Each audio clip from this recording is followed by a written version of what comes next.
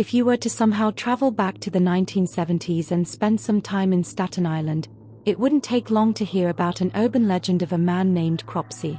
The story went that Cropsey was a serial kidnapper and killer who had lost his son and, as a result, began stealing other people's children to cope with his grief.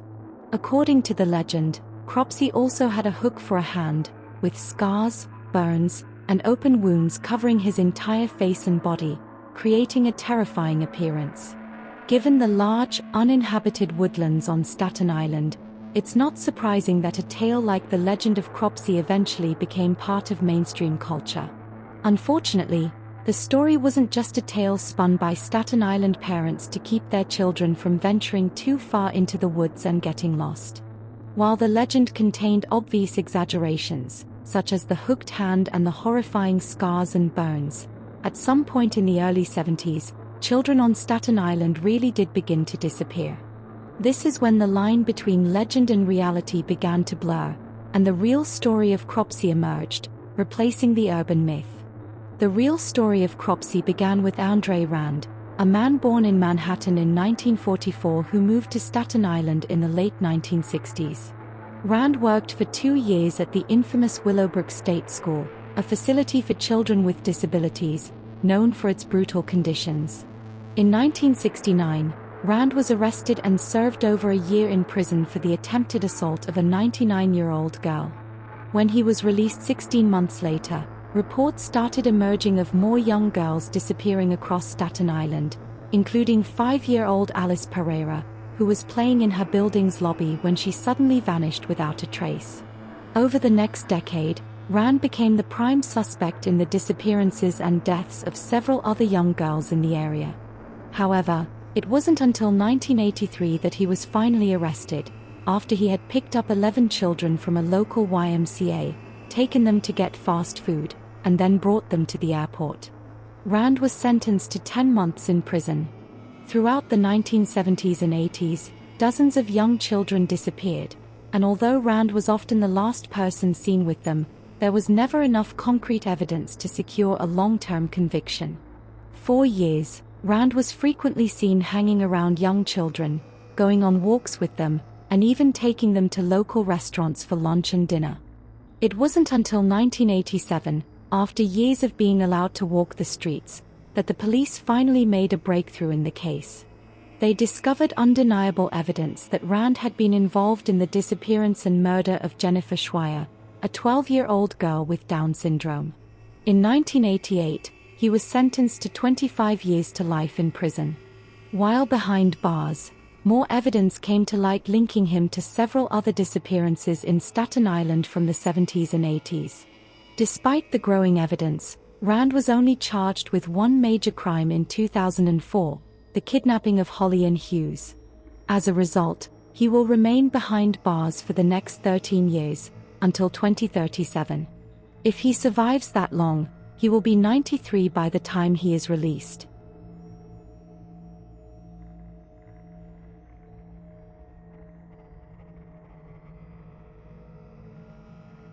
Throughout the late 1980s and 90s, rumors of a massive bodybuilder called Purple Ocky began to surface in the northwest of England.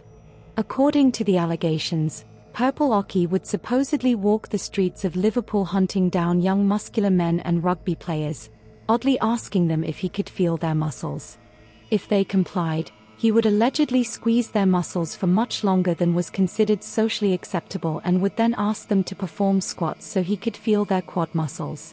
Some teenagers reported that Purple Ocky even went as far as to ask them to pose for him and often offered exercise and nutrition advice to those who gave him the time.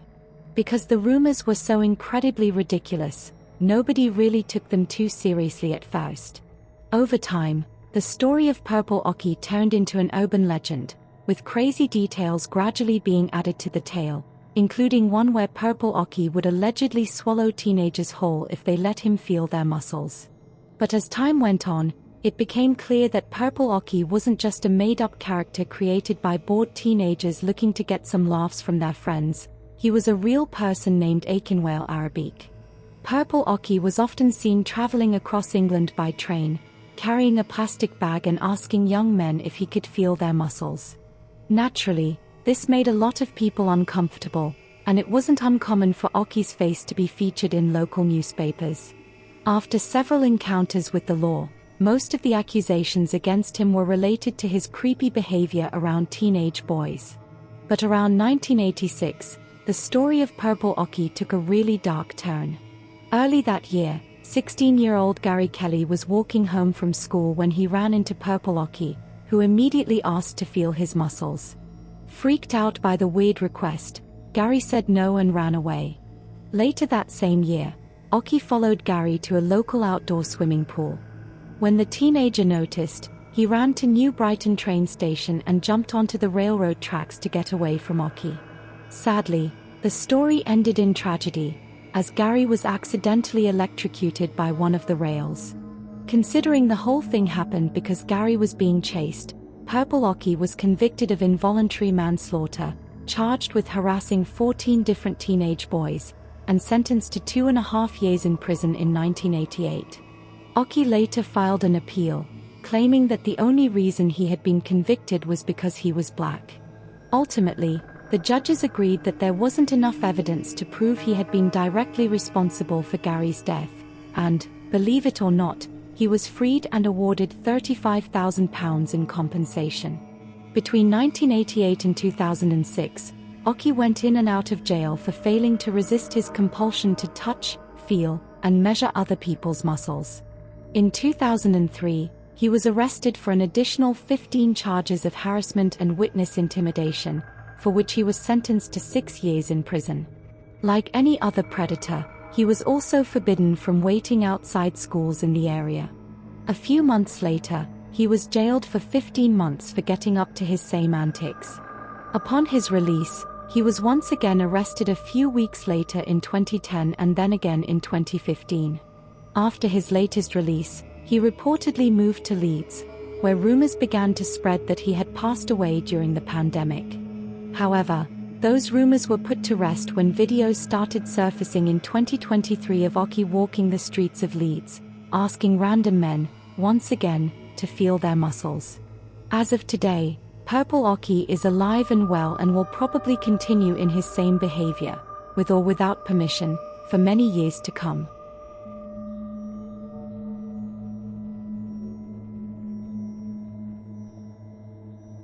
The Kennebec Valley is one of the most picturesque regions in Maine, spanning over 5,000 square miles of forests, rolling hills, and pristine natural landscapes surrounding the Kennebec River.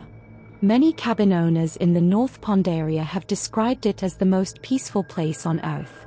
However, that tranquility was disrupted for decades.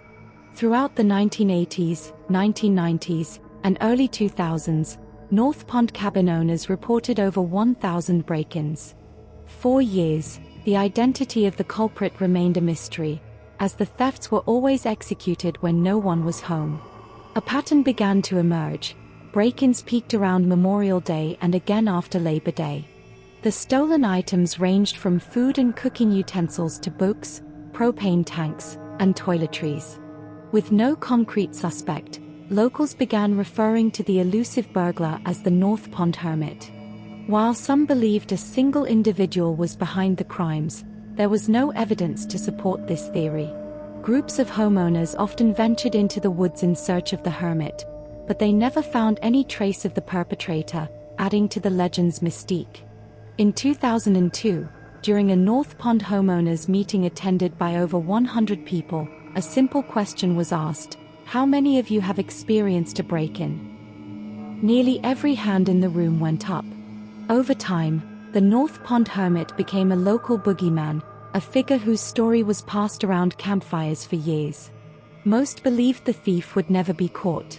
However, in April 2013, an officer determined to solve the case arrested a man named Christopher Thomas Knight in the middle of the North Pond woods, finally bringing the decades-long mystery to an end.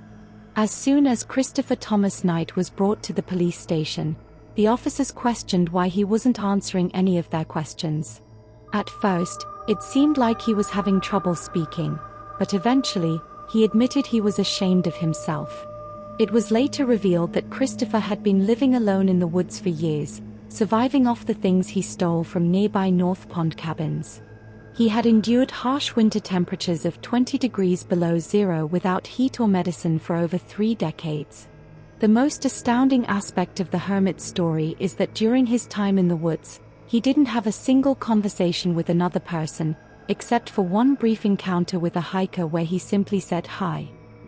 He had completely lost track of time and, when asked how long he had been isolated, replied, "Since the Chernobyl meltdown, which occurred in 1986.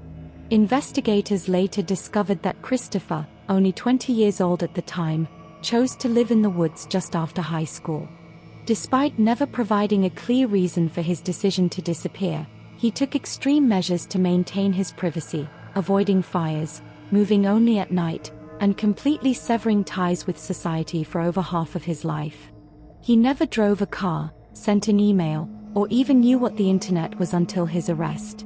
Interestingly, when police dug deeper into his life, they found that the only possession he had that wasn't stolen was his pair of glasses, which he had worn for 30 years. They were even visible in his high school yearbook photo from 1984. Everything else, his clothing, underwear, and even jacket, had been stolen from the cabins. After the investigation, Christopher Knight was sentenced to 7 months in prison. Once released, he seemingly vanished again. According to the authorities, he is now living a peaceful and quiet life in rural Maine.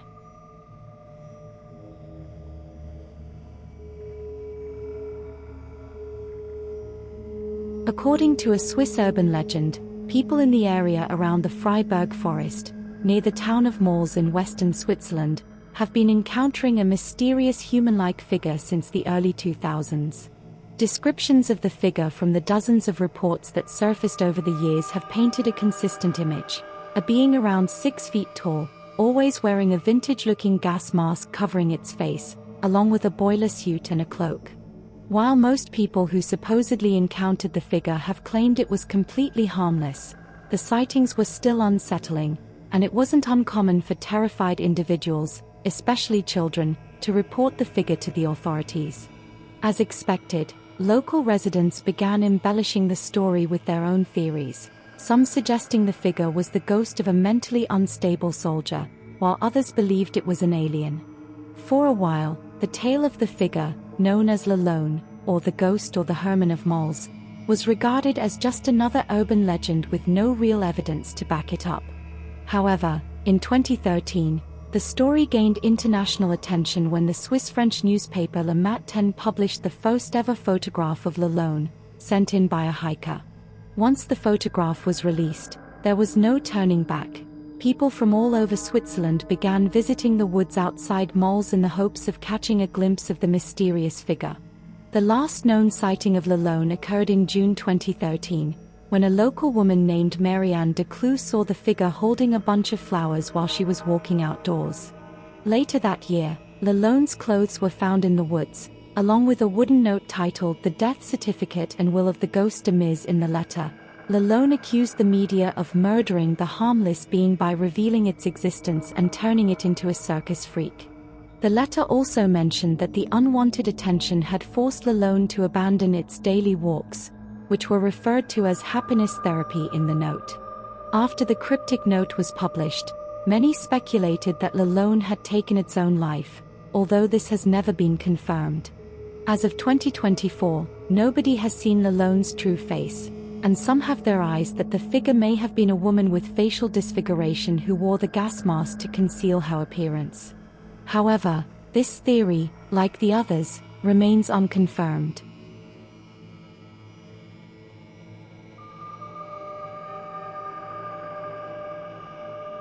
In the early 1970s, dozens of locals started reporting sightings of a man dressed as a bunny, haunting residential neighborhoods around Washington, D.C., Maryland, and Northern Virginia. While dressing up as a bunny might seem harmless, what made these encounters unsettling was that the man would allegedly threaten children on the street with an axe and frequently vandalize people's property for no apparent reason. Though sightings of the so-called Bunnyman were rare, they seemed to follow a pattern. The man would typically appear in secluded areas with few witnesses. The story of the Bunnyman has all the elements of a classic urban legend, making it hard to believe. However, after some research, I found that it's loosely based on a true event. In 1970, a couple was parked in a driveway near a bridge on Colchester Road in Fairfax County when a random man suddenly appeared, yelled at them for allegedly trespassing, and threw a hatchet at their car. Terrified, the couple left immediately, not getting a good look at the man.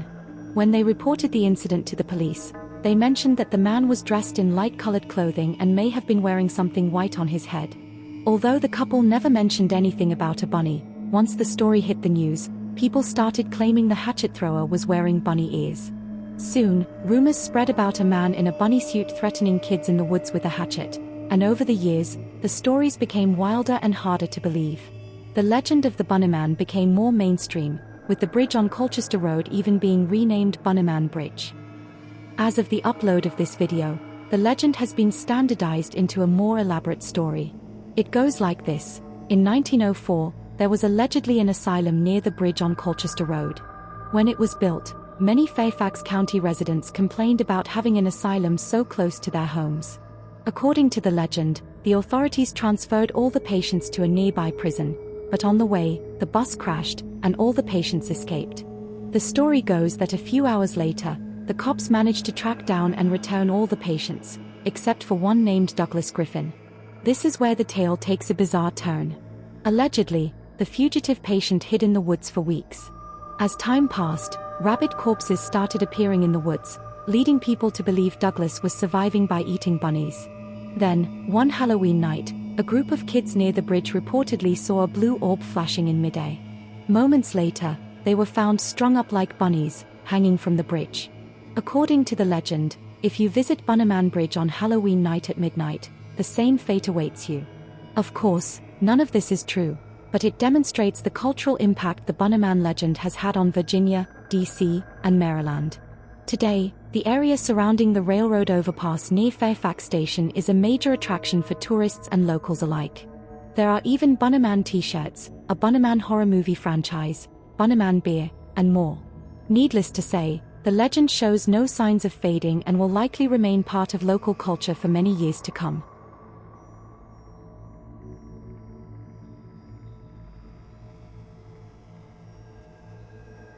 West Hobart is an inner-city suburb located in Tasmania, Australia. Over the years, numerous allegations of supposed hauntings, ghost apparitions, and other paranormal activity have been reported by both tourists and residents. Given that West Hobart is an old town with a generally creepy vibe, it's not too difficult to see why people might claim to have experienced such occurrences. As is often the case, many of these stories have either turned out to be hoaxes or lacked enough evidence to support the claims, making it almost certain that they were fabricated. However, there is at least one story that holds a degree of truth. In the late 1980s and mid-1990s, rumors began circulating about a house in West Hobart that was so haunted it supposedly drove its residents insane. At first, the rumors created a huge buzz throughout the town, with locals doing everything they could to avoid the alleged haunted house. It wasn't until months later that authorities got involved and were able to piece together what had actually been happening. While it was true that the house's residents appeared to be losing their sanity, it wasn't due to paranormal activity. Instead, the cause was much more mundane and much more dangerous. A D2 vine had been growing through the trees directly above the home and was dropping leaves into the family's rainwater tank. For an extended period, the family had been unknowingly consuming small doses of the plant's toxins every single day. These microdoses slowly but surely drove them into a state of delirium. In case you've never heard of it, Datura is a species of plant within the nightshade family, also known as Jimson weed, the devil's weed, or the devil's trumpet. While the plant may seem harmless, its hallucinogenic properties are far from benign. This is one of the reasons it has been used for centuries by Native American tribes in coming-of-age rituals and other significant ceremonies. The Aztecs also used Datura as a painkiller in certain rituals, especially during ritual sacrifices.